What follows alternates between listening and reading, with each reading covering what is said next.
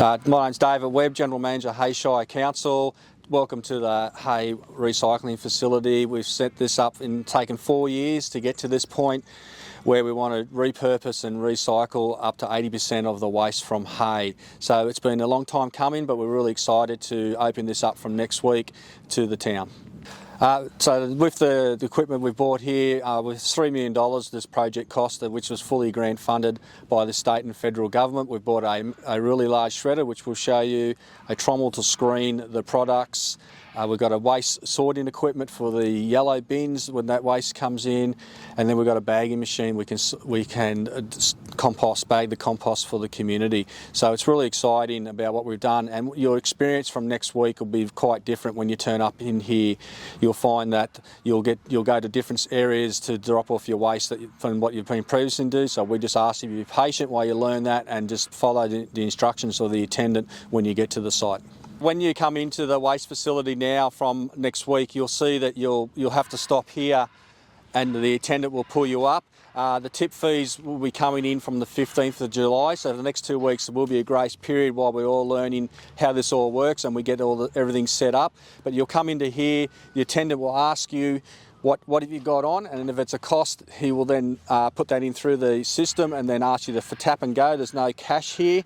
And then he'll give you instructions about where you've got to go. And then if you see over on this side over here, this is where your green waste and your bulky waste, your construction and demolition waste and everything will go over to the new site, and we'll show you that shortly. And your recyclables and all your stuff that you can't put in your bins will go back into the shed area there where it used to take it previously. So it is quite different to how it's all going to work, and we expect that there's going to be a few little problems as we go, but we'll find if you follow the instructions of the staff, you should not have any problems. You can see here on the southern site, so the green waste, construction, demolition waste, tyres, compost collection and FOGO, that all goes on this new site over here.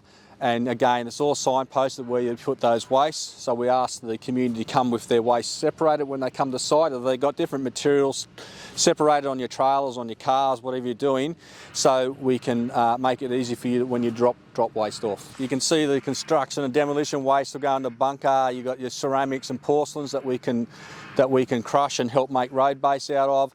And then you've got tyres. Now tyres are very strict from an EPA. There's legislation that governs how we record and monitor where tyres are. So we need to make sure we know what's going on with the tyres for sure, because the EPA are really, really strict on their legislation regarding tyres. So this is bulky green waste, the pallets and timbers, and your green waste, which is your foliage. I come over here because we can shred those with the new shredder that you can see there, the big blue machine. So that's why these piles are here, and then we use that as part of our composting material. That when we make the compost, we use the shredded material to cover the FOGO material, so the odours reduces the odours that get emitted from the site. So this is our big shredder we've bought. It is movable, but what it can do is it can shred pretty much anything, plastics. Mattresses can go into them, tyres can go into them, and obviously green waste and building materials, and shreds it. And you can see the stockpile there of some green waste that we shredded, and that's the green waste that we use to cover the decomposing FOGO material to reduce the odours. And in the background you can see a little stockpile where we're doing some trials of our FOGO, and that's where we're trying to make the compost that we can use. It takes about 16 to 20 weeks to decompose to make an actual compost. There's quite strict Australian standards on that, and we've got testing, and staff have been trained on how to do that testing and the monitoring that we've got to do, because we have to record that for the government, as well as we can't sell a product back to the community that doesn't meet the Australian standards. So it's quite technical, quite involved, but the staff have been fully trained to do that.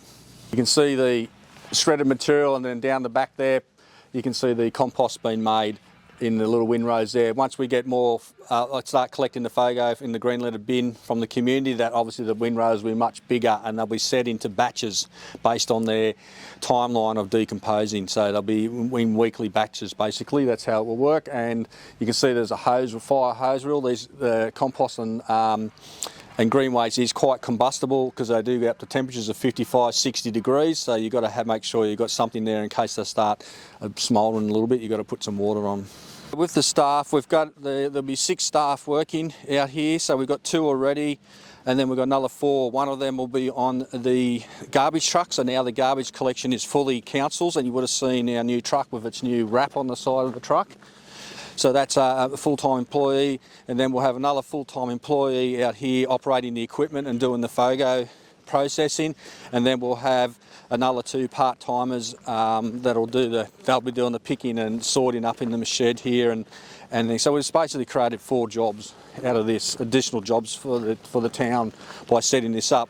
It is designed for a regional facility, so once we get to, so we can do 10,000 tonnes a year of recycle processing, up to 20,000 tonnes a year of composting, which means you probably generate another 6 or 7 jobs if we get to that point. It's been really good for economic development, and waste is a really emerging industry on how of what's happening around the world, because we're moving to a circular economy and we want to repurpose and reprocess everything. As I said, we want to recycle 80% of the material that comes into this facility. This site here, where you used to come in for your general waste, household waste, you still take it into the bunker, and your recyclables are over here. Your plastics and your metals and your glass will still all come into this site here, as well as your CRC shed, which is your household goods you can't put in your bin, as your gas bottles, your batteries and those sorts of things. That'll still be in the shed here. And then the yellow bins will be tipped into the shed here, and we'll show you how that new machine will work. So this is the new equipment we've got. This is a massive piece of modern technology. Some of it's come from overseas. So what you'll see, that the truck will tip out the yellow waste onto the floor and push it into a hopper on here, and then it'll go up this conveyor belt from the hopper. There's a magnet there, so we'll pull out all the metals, and then it'll go through that trommel, which turns, and all the glass will drop out of that into a bin. There will be a glass crushing machine. It hasn't turned up. It's still on the boat from Ireland at the moment. Hopefully it'll turn up soon. And then it'll go up into another conveyor belt up to the top there, and that's where the pickers will be. So the guys will be there picking, so they'll sort it into cardboard, paper, the different types of plastics, because there's about 11 or 12 different types of plastics, and only some of them can be recycled at the moment.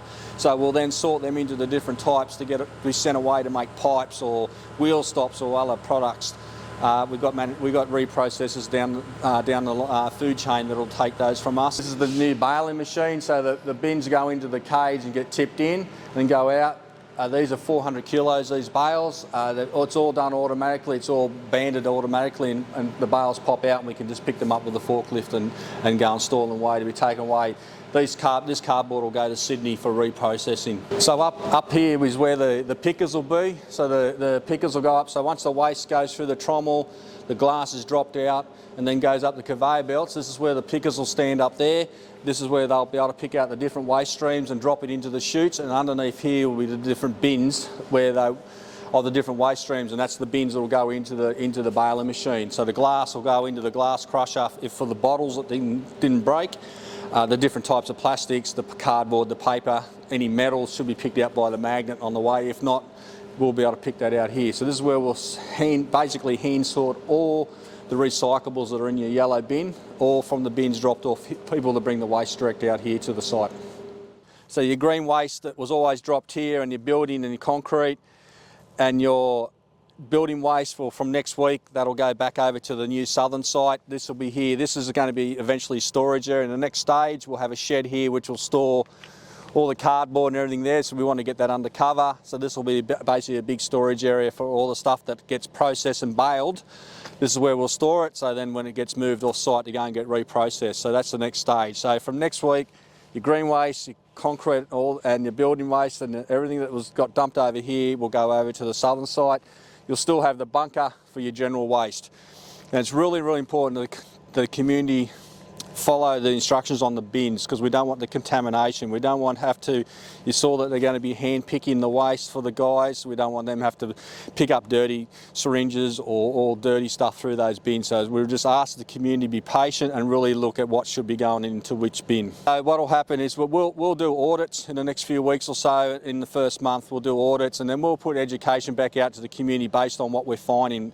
So we don't want any plastic bags in the green leaded bin, because plastic will contaminate the compost, which means we'll have to take it down to the landfill site and not reuse it.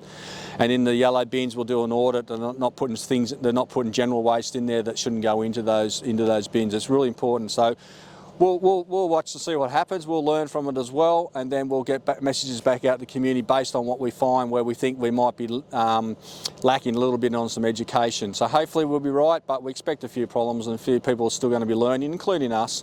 So we'll get some information, education back out.